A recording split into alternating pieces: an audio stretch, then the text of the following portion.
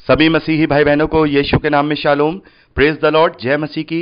Yeshu the saviour ministry और प्रभु यीशु मसीह में आपका भाई जेम्स आप सभी का इस बाइबल अध्ययन कार्यक्रम में एक बार फिर से बहुत बहुत स्वागत और परमेश्वर का धन्यवाद करते हैं। मेरे प्यारे भाई बहनों, हम अध्ययन कर रहे हैं लेव्य व्यवस्था का और एक छोटी सी प्रार्थना के साथ आज के अध्ययन को हम शुरू करेंगे। हालेलुया। धन्यवाद पिता परमेश्वर, धन्यवाद करते हैं आपके अद्भुत रीति वाले प्रेम के लिए जो आपने अपने इकलौते पुत्र को देकर हम सभी पर प्रकट किया। धन्यवाद करते हैं महान पिता परमेश्वर आपके अनुग्रह, आपके महान प्रेम, आपकी तमाम आशीषों के लिए।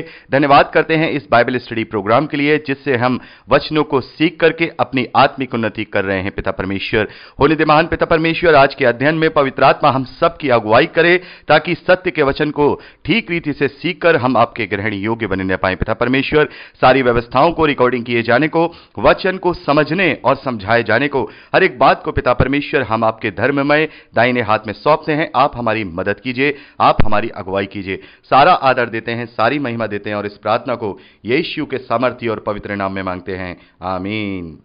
मेरे प्यारे भाई बहनों, जैसा कि आप जानते हैं कि हम लय व्यवस्था का 5 डिवीजन में अध्ययन कर रहे हैं, जिसमें से 3 डिवीजन का अध्ययन हमने पिछले भागों में किया है और आज हम उसके चौथे डिवीजन का अध्ययन करेंगे और साथ में 5वें डिवीजन का भी अध्ययन करेंगे। तो अब बात करते हैं तीसरे भाग की, यानी कि तीसरे डिवीजन की, जो कि लय व्यवस्था उसका 16वां अध्याय है, जिसमें हम देखते हैं कि प्रायश्चित के दिन को मनाने की विधि बताई गई है।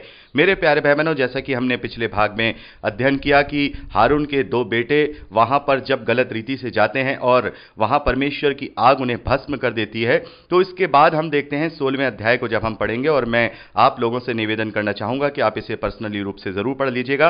तो यहां पर हम देखते हैं कि हारून के दोनों पुत्र जब यहोवा के सामने जाकर मर गए, उसके बाद परमेश्वर यहोवा ने मूसा से बातें की और यहोवा ने मूसा से कहा कि अपने भाई हारून से कहे कि संदूक के ऊपर प्रायश्चित वाली ढक्कन के आगे बीच वाले पर्दे के अंदर पवित्र स्थान में हर समय कोई प्रवेश ना करे, नहीं तो मर जाएगा, क्योंकि मैं प्रायश्चित वाली ढक्कन के ऊपर बादल में दिखाई दूंगा।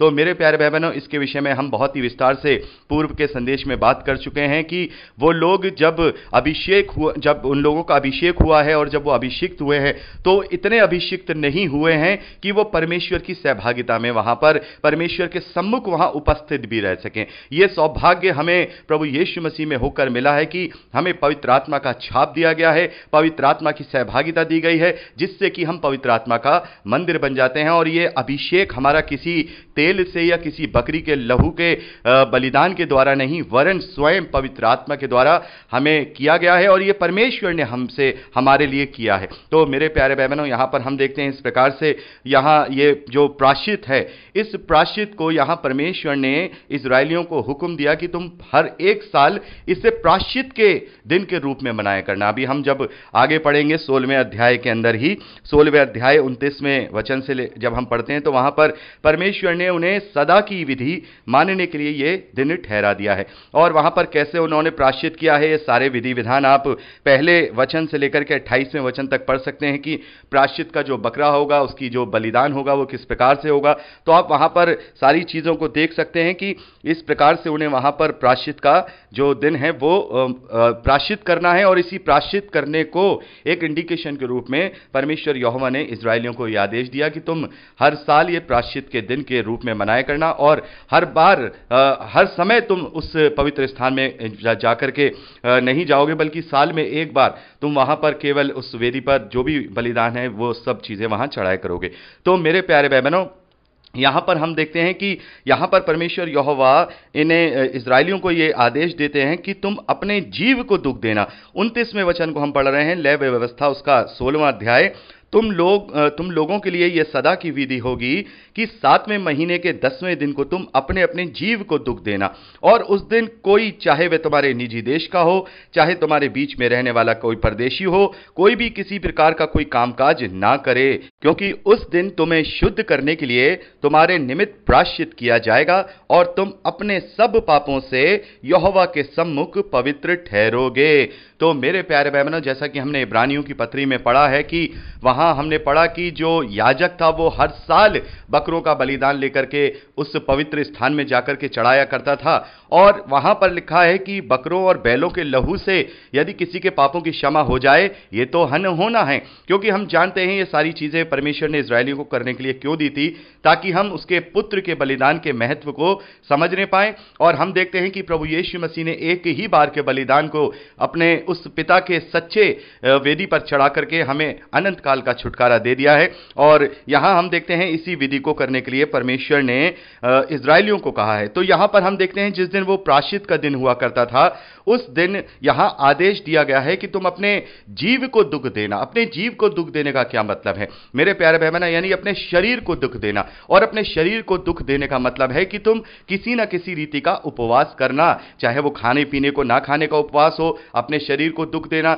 और बहुत सारे उपवास हम पुराने नियम में अभी पढ़ेंगे कि जैसे हम दानियल को भी देखते हैं कि दानियल ने किस प्रकार के उपवास किए हैं। अलग अलग तरीके के उपवास हैं। किसी ने अपने शरीर को दुख दिया है, किसी ने खाना पीना छोड़ा है, किसी ने नीचे सोना शुरू कर दिया, किसी ने केवल साग पात ही खाया। इस प्रकार के अलग अलग उपवासों को हम देखते हैं। लेकिन मेरे प्यारे भाई बहनों, हम जो मसीह विश्वासी उपवास करते हैं वो प्रायश्चित का उपवास नहीं करते हैं। यहां हम क्या देख रहे हैं? यहां जो उपवास करने के लिए या अपने जीव को दुख देने का जो हुक्म दिया गया है वो प्रायश्चित के लिए दिया गया है। यानी कि उस दिन तुम्हारे लिए जो याजक है वो प्रायश्चित करेगा ताकि तुम्हारे पापों का छुटकारा उस समय के लिए तुम्हारा हो जाए।